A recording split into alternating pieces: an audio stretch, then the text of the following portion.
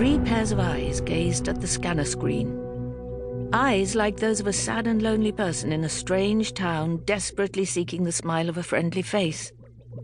The 4th pair of eyes gave no hint of emotion.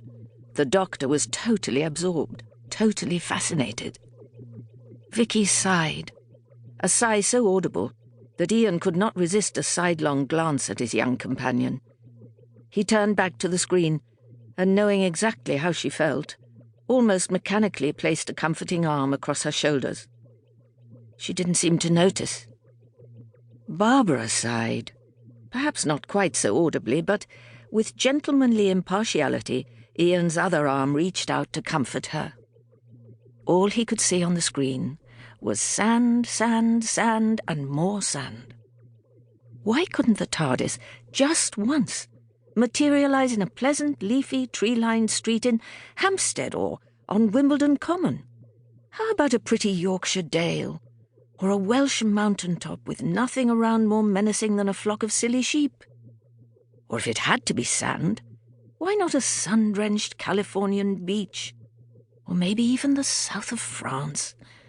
Yes, there was a pleasant thought. Cafes and cordon bleu restaurants, palm-shaded promenades and contented humans basking on that sand, soaking up the sun's rays through their sunscreen, swimming and playing in a beautiful blue and silver sea, smiling, laughing, happy people, sipping cool drinks, tasting delicious ices. At that moment, Ian could almost taste tutti frutti.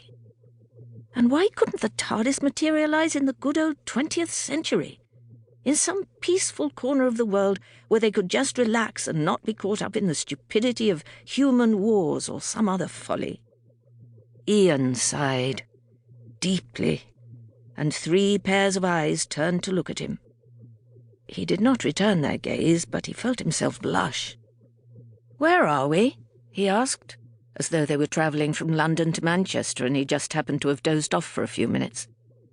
The eyes turned back to the screen. And now, for the first time, something other than sand appeared as the scanner moved on. "A rocket?" Ian squeaked. "In the middle of miles and miles of nothing but sand?" It was the doctor's turn to sigh. But before he could say anything, a second rocket appeared, then another, and another, then a spaceship, and a second spaceship, and more spaceships. So many ships of such diverse shapes, periods, and design, that now 4 pairs of eyes were riveted to the screen. There was no sign of life, only the ships, motionless in a sea of sand. And then, beyond them, a building came into view. The scanner moved in for a closer inspection. The building was large, very large, in shape something like a ziggurat.